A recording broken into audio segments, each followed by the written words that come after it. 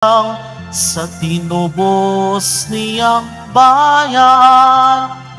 Nagpupuring mga hinirang, masayang nagdiriwang.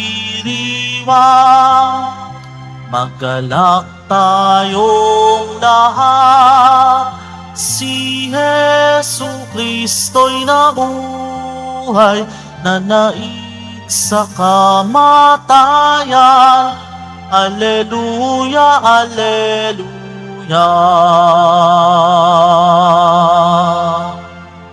Simulan po natin ang pagdiriwang sa ngalan ng Ama at ng Anak at ng Espiritu Santo. Amen. Ang pagpapala ng ating Panginoong Jesucristo, ang pag-ibig ng Diyos Ama at ang pagkikaisa ng Espiritu Santo naway sumainyong lahat. At sumaiyo rin. Mga kapatid, tayo pong lahat ay nagkakatipon bilang isang mag-anak ng Diyos sa pagdiriwang ng banal na Eukaristiya. At upang tayo po ay maging karapat-dapat gumanap sa banal na pagdiriwang na ito, alalahanin po natin ang ating mga pagkukulang at nagawang pagkakasala at buong kababaang loob po tayong humiling ng awa at pagpapatawad mula sa Diyos.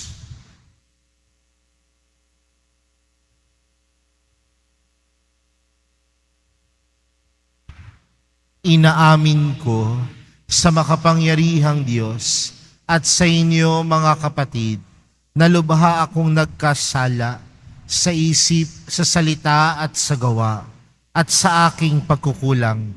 Kaya'y sinasamo ko sa mahal na Birheng Maria, sa lahat ng mga anghel at mga banal, at sa inyo mga kapatid na ako'y ipanalangin sa Panginoong ating Diyos.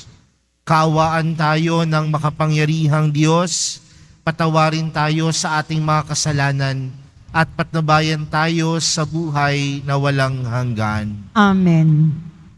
Panginoon, kaawaan mo kami. Panginoon, kaawaan mo kami. Kristo, kaawaan mo kami. Kristo, kaawaan mo kami. Panginoon, kaawaan mo kami. Panginoon, kaawaan mo kami. Manalangin tayo. Ama naming makapangyarihan, sa iyong mga isinilang sa tubig at Espiritu Santo, ang pinto ng langit ay binuksan mo. Dagdagan mo pa ang buhay na iyong bigay sa amin, upang sa mga dinalisay mo sa pagkamasuwayin ay hindi mahadlang ang kamtin ng iyong paggiliw sa pamamagitan ni Jesucristo kasama ng Espiritu Santo magpa sa walang hanggan. Amen. Magsiupo ang lahat. Pagbasa mula sa Gawa ng mga Apostol. Noong mga araw na iyon, sinabi ni Esteban sa mga tao, sa matatanda at sa mga skriba, "Napakatigas ng ulo ninyo, di pa nababago ang inyong kalooban. Ayaw ninyong dinggin ang katotohanan. Kung ano ang ginawa ng inyong mga magulang, iyon din ang ginagawa ninyo. Lumalaban kayong lagi sa Espiritu Santo. Sinong propeta ang hindi pinag-uusig ng inyong mga ninuno? Pinatay nila ang mga humula sa pagparito ng matuwid na inyo namang ipinagkanulo at ipinapatay. Tumanggap kayo ng kautosang ibinibigay ng Diyos sa pamamagitan ng mga anghel, ngunit hindi ninyo tinatalima iyon." Nang marinig ito ng mga bumubuo ng Sanhedrin, sila'y nagngalit dahil sa matinding galit kay Esteban. Ngunit si Esteban na puspos ng Espiritu Santo ay tumingin sa langit at nakita ang maningning na liwanag sa paligid ng Diyos at si Jesus na nasa kaniyang kanan. "Bukas ang kalangitan," sabi niya, "at nakikita ko ang anak ng tao na nasa kanan ng Diyos." Tinakpan nila ang kanilang tainga at nagsigawan. Pagkatapos sabay-sabay silang dumaluhong sa kanya. Kinaladkad nila si Esteban hanggang sa labas ng lunsod upang batuhin. Hinubad ng mga saksi ang kanilang mga kasuotan at iniwan sa isang binatang nagngangalang Saulo. At pinagbabato nila si Esteban na nananalangin naman ng ganito, Panginoong Jesus, tanggapin mo ang aking espiritu. Lumuhod si Esteban at sumigaw ng malakas, Panginoon, huwag mo na po silang panagutin sa kasalanang ito. At pagkasabi nito, siya'y namatay. Kasang-ayon si Saulo sa pagpatay kay Esteban. Ang salita ng Diyos. Salamat sa Diyos. Poon sa mga kamay mo, habilin ko ang buhay ko. Poon sa mga kamay mo, habilin ko ang buhay ko. Tanging kublihan ko, ako ay ingatan, tagapagtanggol ko't aking kaligtasan, tagapagtanggol ko at aking kanglungan, ayon sa sabi mo, ako'y patnubayan. Poon sa mga kamay mo, habilin ko ang buhay ko.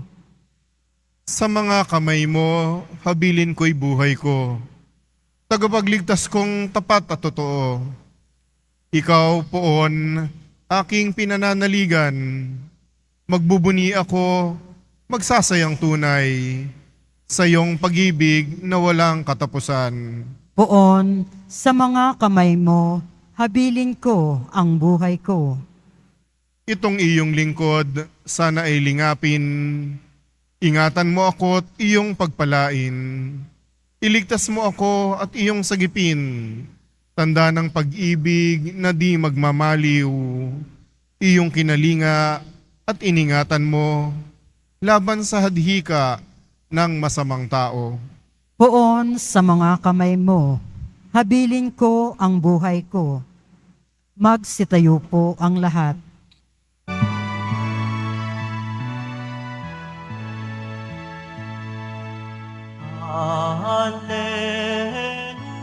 Hallelujah,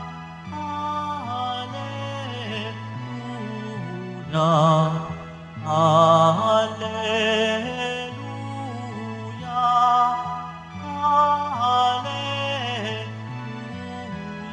Hallelujah. Nagbibigay kasiyahan, pagkaing dulot ay buhay, si Jesus na poong mahal. Hallelujah, Hallelujah, Hallelujah,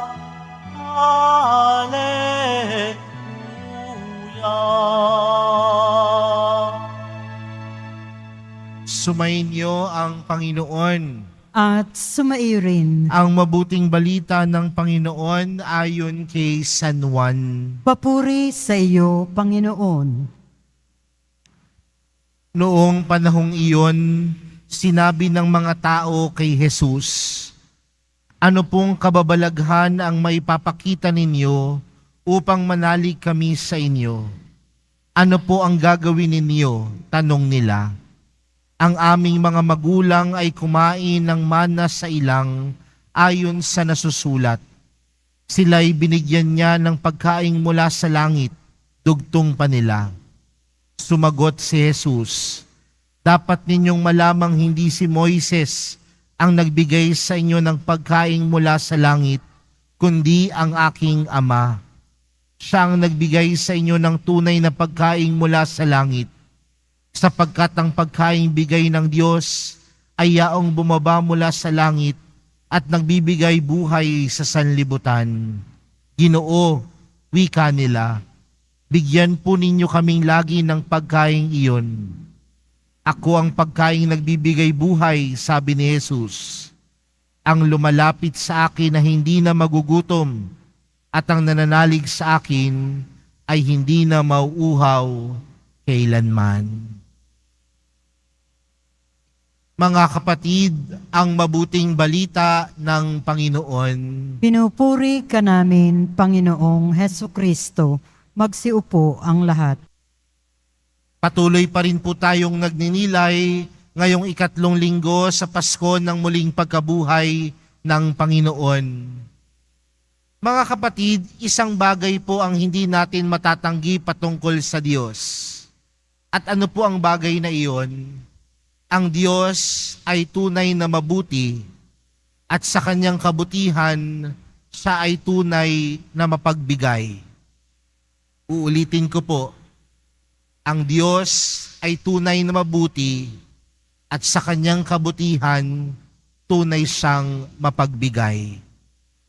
Kung babalikan po natin ang kwento ng mga Israelita mula sa kanilang pagiging alipin sa Ehipto, tandaan natin ng mga Israelita ay naglakbay ng napakahabang taon papunta sa lupang pangako. At sa kanilang paglalakbay ng napakahabang taon, ano ang kanilang hinihiling sa Panginoon? May mga pagkakataon na sila ay nagrereklamo sa Diyos. May mga pagkakataon na sila ay may pagdududa sa Diyos. May mga pagkakataon na sinasabi nila na sila ay nagugutom. At dahil ang Diyos ay mabuti, sa kabila ng kanilang pagkakaroon ng walang utang na loob sa Diyos, ano ang ipinagkaloob sa kanila ng Diyos? Mana. Tinapay mula sa langit. At yun marahil ang binabalikan ng mga Hudyo, ng mga tao sa paligid ng Panginoon ng mga oras na ito. Sinasabi nila na ang Diyos nila ay nagkaloob sa kanila ng mana. Ibig sabihin, mga kapatid, sa kabila ng kanilang pagkakaroon minsan ng walang utang na loob sa Diyos, ang Diyos ay mananatiling mabuti. Ang Diyos ay mananatiling mabuti dahil siya ay tunay na mapagbigay. Pero mga kapatid, sa mga oras na ito, hindi lamang mana ang ipinagkaloob ng Diyos. Bagkus ang ipinagkaloob ng Diyos ay walang iba kundi ang kanyang nag-iisang anak. Hindi lamang isang tinapay, bagkus ang ipinagkaloob ng Diyos ay buhay ng kanyang anak. At ang buhay ng kanyang anak ay nagsilbing tinapay ng buhay na magsisilbing kalakasan ng bawat isa sa atin. Mga kapatid, ganun ba ang tingin natin kay Jesus? Ating kalakasan. Ganun ba ang tingin natin sa mahal na pong Jesus Nazareno kapag tinatanggap natin siya sa banal na Eucharistia? Kung tutuusin naman, mga kapatid, wala naman talagang mabubusog sa isang pirasong tinapay. Pero bakit kapag tinatanggap natin ang isang pirasong tinapay na ito, nandoon yung kabusugan ng ating pang-spiritual na kailangan. Nandoon yung kabusugan ng ating mga puso. Dahil tandaan natin, ang tinapay ng buhay na ito na si Jesus ay nagmula sa kabutihan at pag-ibig ng Diyos. Naalala ko pa ho nung pandemya, nung simula po ng pandemic, no? Di ba ho, bawal ang pagsisimba, sarado ang mga simbahan. At akala ko nung una, ang mga Katoliko makukontento na lamang sa online.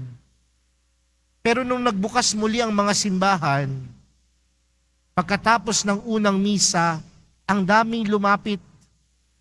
At ang paglapit sa akin, nandoon yung kanilang pagpapasalamat. At ano yung pinagpapasalamat nila? Father, salamat dahil nakatanggap kami ng komunyon. Father, salamat dahil natanggap namin si Jesus.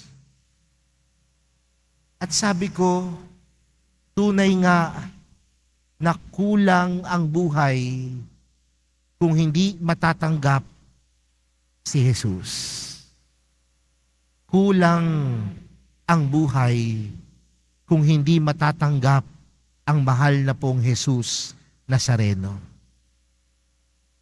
Kaya kapag tayo ay dumadalo ng misa, sa pagtanggap natin sa katawan ni Kristo, ito ay pagpapaalala sa atin na sa kabila ng ating hindi karapat-dapat, ang Diyos ay mabuti.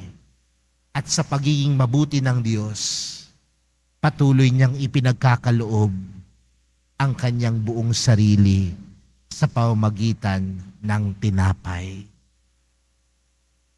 Kaya mga kapatid, sana po sa mga oras na ito, kapag tayo ay dumadalo ng Eucharistia o ng Misa, wag lang sana natin makita ito na isang pagtitipon.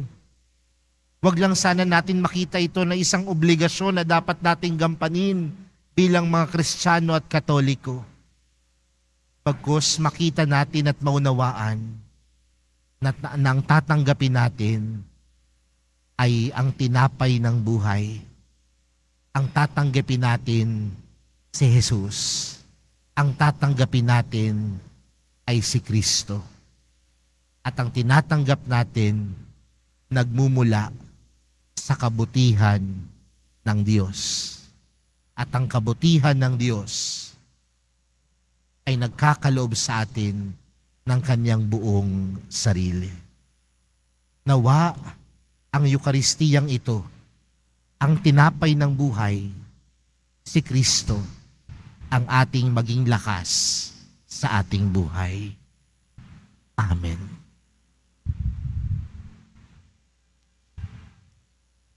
Magsitayo po ang lahat. Minamahal kong mga kapatid, inaaniyahan tayo na umasa kay Jesus upang makamit ang kasiyahang maibibigay lamang ng ipinangakong langit. Ang ating panalangin, Jesus, tugunan mo ang lahat ng aming gutom at uhaw. Jesus, tugunan mo ang lahat ng aming gutom at uhaw.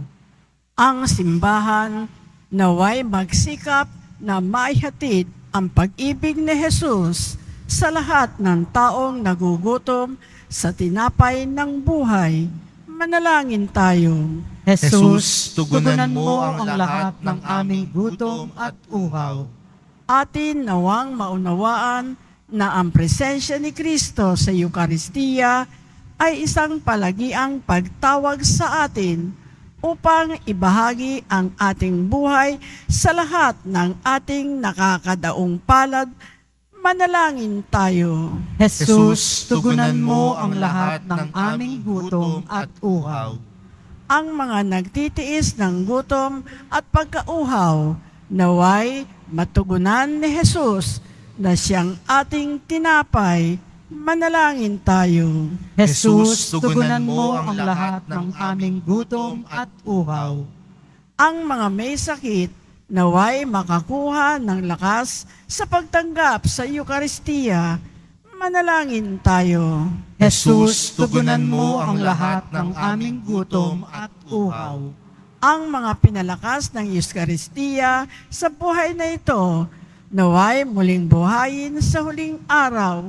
Manalangin tayo. Jesus, tugunan mo ang lahat ng aming gutom at uhaw. Ama naming nasa langit, isinugo mo mula sa langit ang iyong anak upang maging pagkain ng aming kaluluwa at takayin kami patungo sa iyo. Marapatin mo na sa pamamagitan ng aming pananampalataya kay Jesus na tinapay ng buhay, kami ay laging makasama sa iyo. Hinihiling namin ito sa pamamagitan ni Kristo na aming Panginoon. Amen. Magsiupo ang lahat.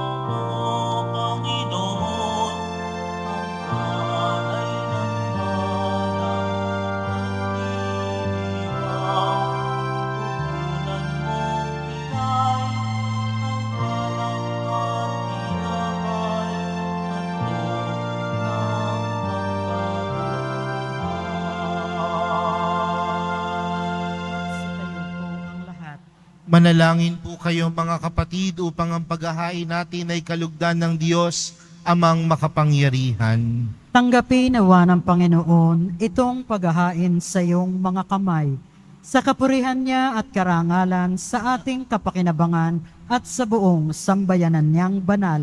Ama naming lumikha, tanggapin mo ang mga alay na iyong sambayanang natutuwa.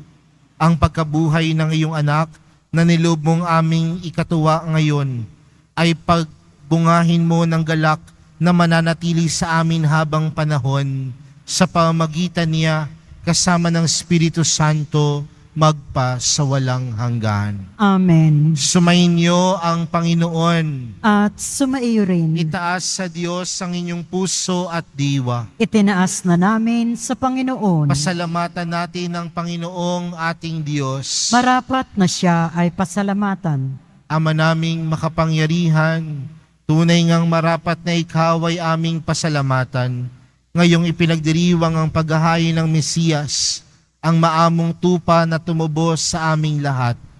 Naghahaing walang humpay ang anak mong minamahal upang magkasalo-salo ang tanan sa piging ng iyong buhay. Hindi na mamamatay ang inihain sa krus. Ang sa krus ipinako, buhay lagi bilang handog. Kaya kaisa ng mga anghel na nagsisiawit ng papuri sa iyo, nang walang humpay sa kalangitan, kami nagbubunyi sa iyong kadakilaan. Santo, Santo, Santo, Panginoong Diyos ng mga hukbo, napupuno ang langit at lupa ng kadakilaan mo. Hosana sa kaitaasan, pinagpala ang naparirito sa ngalan ng Panginoon. Hosana sa kaitaasan, magsiluhod po ang lahat. Ama naming banal, ikaw ang bukal ng tanang kabanalan. Kaya't sa pamagitan ng iyong Espiritu, gawin mong banal ang kaloob na ito upang para sa amin maging katawan at dugo ng aming Panginoong Hesukristo. Bago niya pinagtiis ang kusang loob na maging handog, hinawakan niyang tinapay, pinasalamatan kaniya, pinaghati-hati niya iyon, iniabot sa kaniyang mga alagad at sinabi, tanggapin ninyong lahat ito at kanin. Ito ang aking katawan na ihahandog para sa inyo.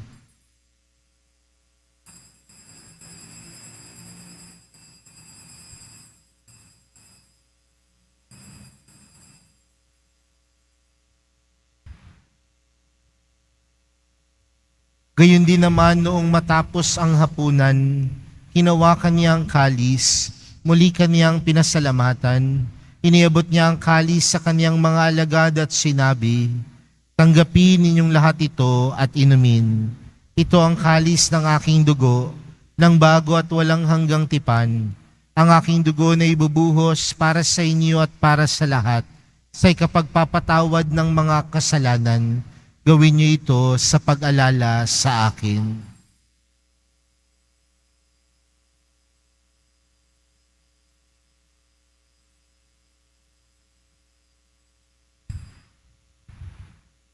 Magsitayo po ang lahat. Ipagbunyi natin ang misteryo ng pananampalataya. Si Kristo'y namatay, si Kristo'y nabuhay, si Kristo'y babalik sa wakas ng panahon.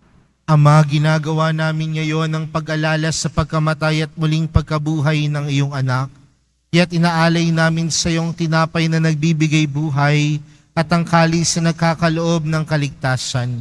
Kami nagpapasalamat dahil kami iyong minarapat na tumayo sa harap mo para maglingkod sa iyo. Isinasamo namin kaming magsasalo-salo sa katawan at dugo ni Kristo ay mabuklod sa pagkakaisa sa pamamagitan ng Espiritu Santo. Ama, lingapin mo ang iyong simbahang laganap sa buong daigdig. Puspusin mo kami sa pag-ibig kay San Francisco na aming Papa at ni Jose na aming Obispo at ng Tanang Kaparian. Alalahanin mo rin ang mga kapatid naming nahimlay na may pag-asang sila'y muling mabubuhay, gayon din ang lahat ng mga pumanaw. Kaawaan mo sila at patuloyin sa iyong kaliwanagan. Kaawaan mo at pagindapatin kaming lahat na makasalo sa iyong buhay na walang wakas.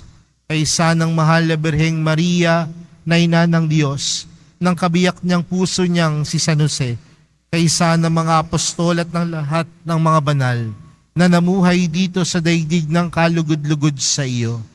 May pagdiwang nawa namin ng pagpupuri sa ikararangal mo sa pamagitan ng iyong anak na aming Panginoong Hesukristo. Sa pamagitan ni Kristo, kasama niya at sa Kanya, ang lahat ng parangal at papuri ay sa iyo, Diyos amang makapangyarihan, kasama ng Espiritu Santo, magpa sa walang hanggan. Amen. Lumapit po tayo sa Ama natin sa langit, sa panalangin itinuro sa atin ni Jesus. Ama namin, sumasalangit ka, sambahin ang ngalan mo, mapasa amin ang kaharian mo, sundin ang loob mo, dito sa lupa para ng sa langit. Bigyan mo kami ngayon ng aming kakanin sa araw-araw, at patawarin mo kami sa aming mga sala, para ng pagkapatawad namin sa nagkakasala sa amin. At huwag mo kami ipaintulot sa tukso, at iadya mo kami sa lahat ng masama. Hinihiling po namin kami adya sa lahat ng masama, pagkalooban ng kapayapaan araw-araw, iligtas sa kasalanan at ilayo sa lahat ng kapahamakan, samantalang aming pinananabikan ang dakilang araw ng pagkapahayag ng tagapagligtas naming si Hesukristo. Sapagkat iyo ang kaharian at ang kapangyarihan at ang kapurihan magpakailanman. Amen. Panginoong Hesukristo, sinabi mo sa iyong mga apostol, kapayapaan ang iniwan ko sa inyo, ang aking kapayapaan ang ibinibigay ko sa inyo. Tunghayan mo ang aming pananampalataya at huwag ang aming pagkakasala. Pagkalooban mo kami ng kapayapaan at pagkakaisa ayon sa iyong kalooban, kasama ng Espiritu Santo, magpa sa walang hanggan. Amen. Ang kapayapaan ng Panginoon ay laging sumainyo. At sumaiyo rin. Magbigayan po kayo ng kapayapaan sa isa't isa.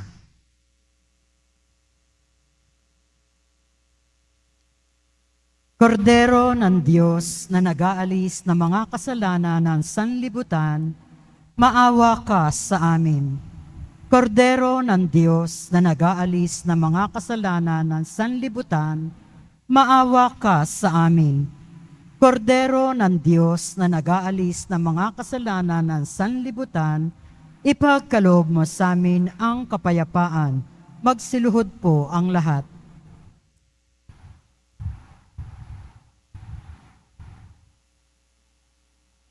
Mga kapatid, narito po si Jesus, ang kordero ng Diyos. Siya ang nag-aalis ng kasalanan ng sanlibutan. Mapalad ang mga inaaniyahan sa kanyang piging. Panginoon, hindi ako karapat-dapat na magpatuloy sa iyo, ngunit sa isang salita mo lamang ay gagaling na ako.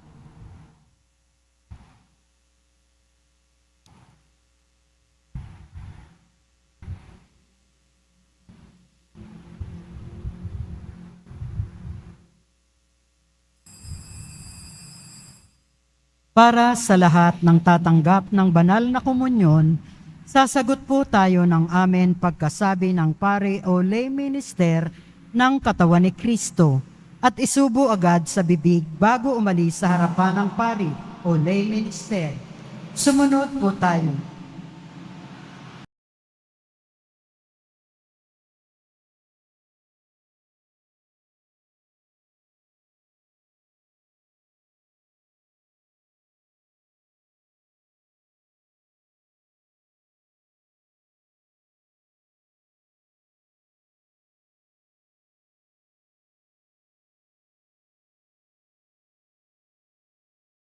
Manalangin po tayo. Ama naming mapagmahal, tunghayan mo at lingapin ang iyong sambayanan na minarapat mong makinabang sa piging na pang magpakailanman. Ipagkaloob mong kami maluwalhating makarating sa pagkabuhay na magtatampok sa amin sa iyong piling. Sa pamamagitan ni Jesucristo, kasama ng Espiritu Santo, magpa sa walang hanggan. Amen. Sumainyo ang Panginoon. At sumaiyo rin. Mahal na pong Jesus Nazareno, inihayag mo sa pamamagitan ng krus ang walang maliw na pag-ibig ng Diyos sa sangkatauhan. Pakinggan mo ang kahilingan ng iyong angkan na nagsusumamo sa iyo. Makamtan nawa nila ang iyong katugunan at tanggapin ang kasagutan na may utang na loob na tinatanaw. Basbasan din po ninyo ang mga daladala nilang mga imahen at dasalan sa pamamagitan ng bendisyon na ito, naway maalala nilang mga pangako nila noon sa binyag, na ikaw ang kanilang ibigin at paglilingkuran bilang Panginoon, magpa sa walang hanggan. Amen. At pagpalain po kayong lahat ng makapangyarihang Diyos, Ama, Anak, at ng Espiritu Santo. Amen. Humayo kayong taglayang kapayapaan ng pong Jesus Nazareno. Salamat sa Diyos.